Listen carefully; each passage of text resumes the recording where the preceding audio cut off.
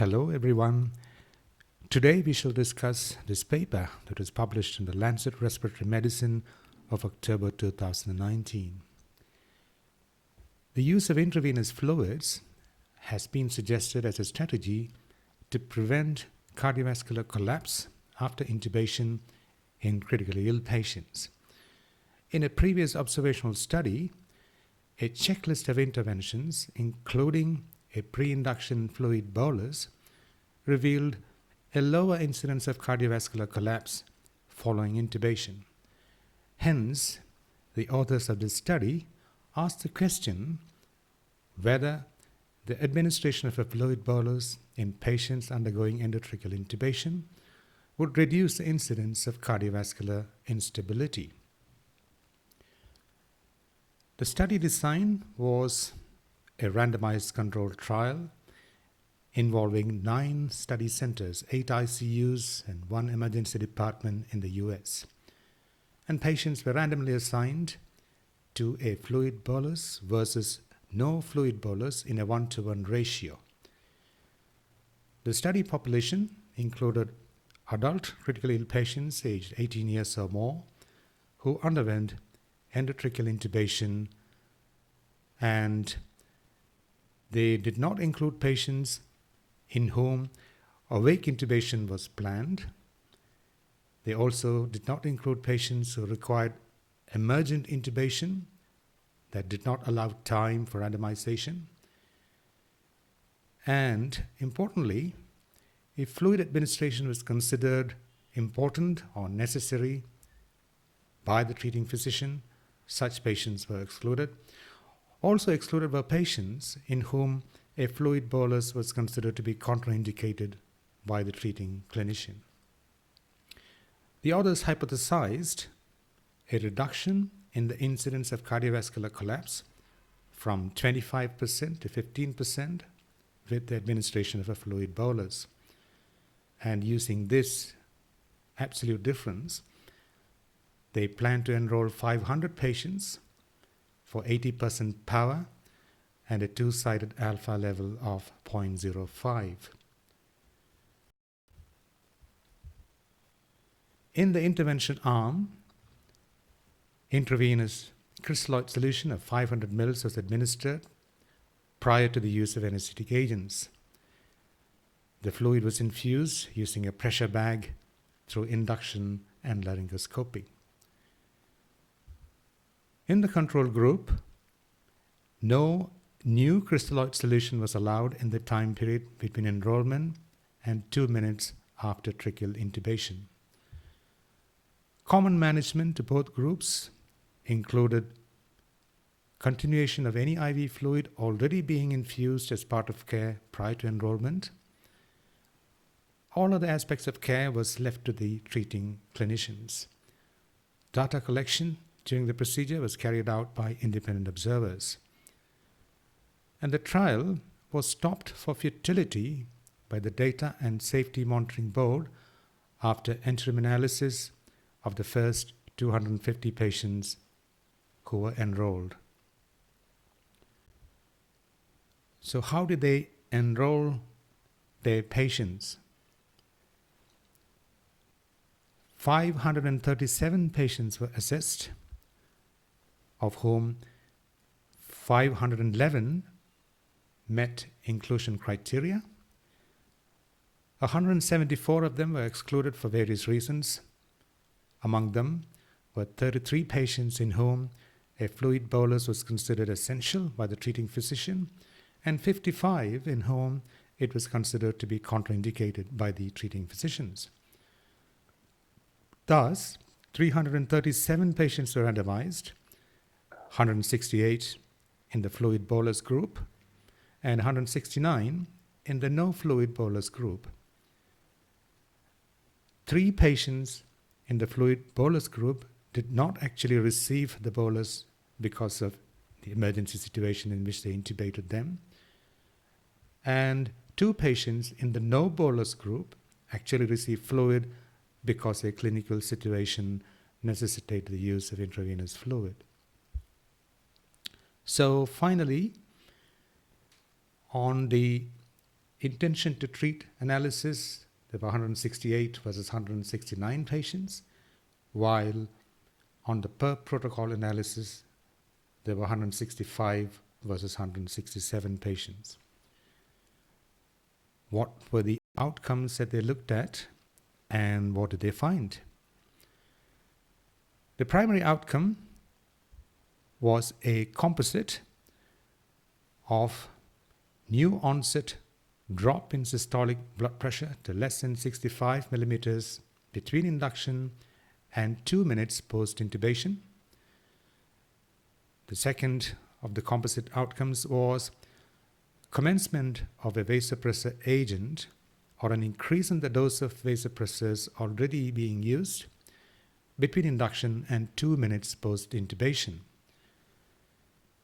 The other composite outcome was cardiac arrest within 1 hour after tracheal intubation, and the fourth composite outcome was death within 1 hour of tracheal intubation. As I mentioned, they did intention to treat analysis and per protocol based analysis.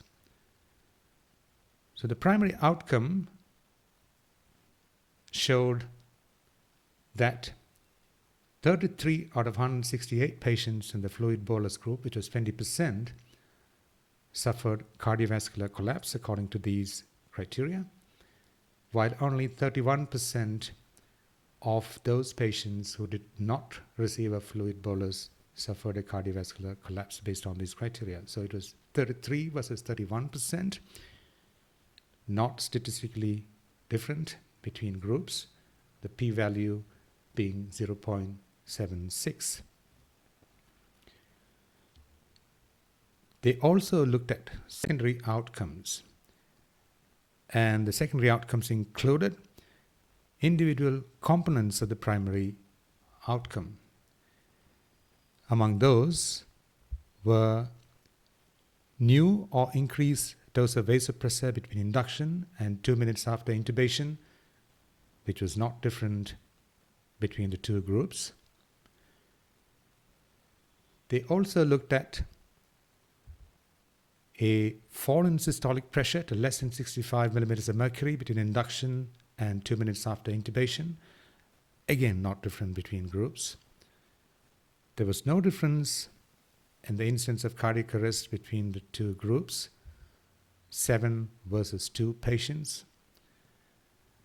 And death within an hour of intubation was very uncommon and not statistically significant between groups. And these results were similar on pre-specified analysis, adjusted for age, severity of illness, use of vasopressors prior to enrollment, and based on the lower systolic pressure before enrollment. What were the other secondary outcomes that they looked at? Ventilator-free days, ICU-free days, and in-hospital mortality were also not different between the two groups. Another interesting finding in the study on subgroup analysis was very interesting. In patients who received positive pressure ventilation using NIV or by bag mask ventilation after induction, a fluid bolus resulted in a decrease in the incidence of cardiovascular collapse. So if you ventilated them with bag mask or you put them on NIV before induction, there was a reduced incidence of cardiovascular collapse.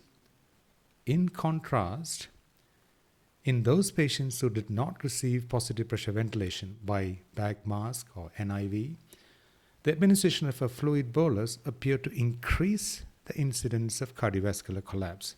So that was a very interesting finding of this study. So this study was obviously a pretty strong randomized control trial, pretty robust study, and the strength lies in its multi-centric randomized control design, and being pragmatic in nature, in that clinicians had the choice of whether to use fluid or not. And such patients who did actually require fluid were infused and they were excluded from the study. And in those patients in whom fluid administration was considered to be contraindicated were also excluded from the study. So it was a pragmatic study. Most of the management was based on conventional care and left to the judgment of the physician. And that makes the study generalizable to other patient populations. One of the other strengths is that all but 5 of the 337 patients actually received the assigned therapy. Now, what are the limitations of this study? The study was obviously unblinded. It is not really easy to do a blind study on a study like this, which involves administration of fluid versus no fluid being administered. Secondly, the study was stopped by the Safety Monitoring Board after enrollment of 250 patients. They, in fact, were able to analyze 337 patients. So the sample size which the authors initially planned was not achieved. That's one of the drawbacks of this study. And thirdly, as I mentioned previously, patients could be excluded based on clinician judgment as to whether they actually required fluid. If they did actually require fluid, they were given fluid and excluded. And if the physicians considered fluid was contraindicated, such patients were not included as well. In addition, there are a few more pertinent points that one would like to consider. It is fairly well established that most critically ill patients may not be fluid responsive, and bolus fluid administration may not be of benefit to most patients in this particular scenario. The use of vasopressors may in fact be preferable to running fluids prior to intubation. Fluids, as we all know, extravasate in no time, and it may probably be reasonable to keep a low-dose noradrenaline running in the background prior to attempting administration of anesthetic agents and intubation in patients who are expected to suffer circulatory collapse, which is in fact the practice that most of us follow in daily practice. The other question is regarding the timing of fluid bolus. Would a fluid preload prior to administration of anesthetic agents make a difference compared to the use of fluids through induction, laryngoscopy, and intubation as these authors followed? And then finally, they used a fixed fluid volume of 500 mils, just empirically, which may not be the right dose of intravenous fluid among all patients who are expected or who may suffer cardiovascular collapse. All said and done, this study lends further strength to the already established fact that many critically ill patients may not be fluid responsive, and the use of an empirical dose of intravenous crystalloid prior to intubation may not be helpful, and it may be more appropriate perhaps to run an infusion of noradrenaline to maintain blood pressures in this scenario. And finally, perhaps one should also look at a technique of assessment of fluid responsiveness prior to the administration of fluid, if at all time allows in this situation. So that's all, folks, for today. Till the next journal, goodbye.